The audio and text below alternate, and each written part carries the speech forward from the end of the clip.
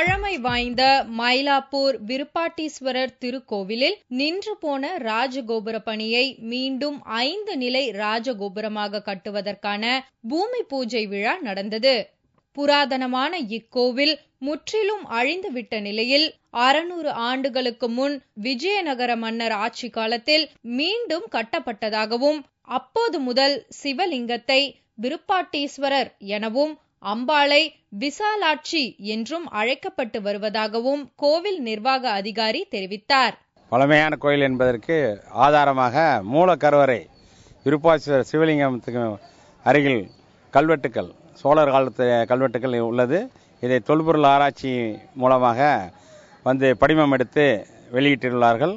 இக்கோவிலின் தென்புற நுழைவாயிலில் ராஜகோபுரம் கட்டும் பணி அரசர்கள் காலத்தில் துவக்கப்பட்டு அதன் கல்காரம் மொட்டை கோபுரமாக நின்றுவிட அதை 25 லட்சம் ரூபாய் மதிப்பீட்டில் புதிய 5 நிலை ராஜகோபுரமாக முற்றிலும் நன்கொடையாளர்கள் மூலம் ஓராண்டுக்குள் கட்டி முடிக்கப்படும் என்று இக்கோயிலின் அறங்காவலர் தலைவர் தெரிவித்தார். தமிழகத்தில் பழமை வாய்ந்த திருத்தலங்களில் 7 சிவாலயங்களில் ஒன்றாக திகழ்கின்ற திருக்கோவில் தான் அருள்மிகு விருப்பாட்டீஸ்வரர் திருக்கோவில். இத்திருக்கோவிலுக்கு ஒரே உபயதாரராக திரு ஹரிநாத் குப்தார் அவர்களுடைய சீரிய முயற்சியில் கட்டப்படுகிறது.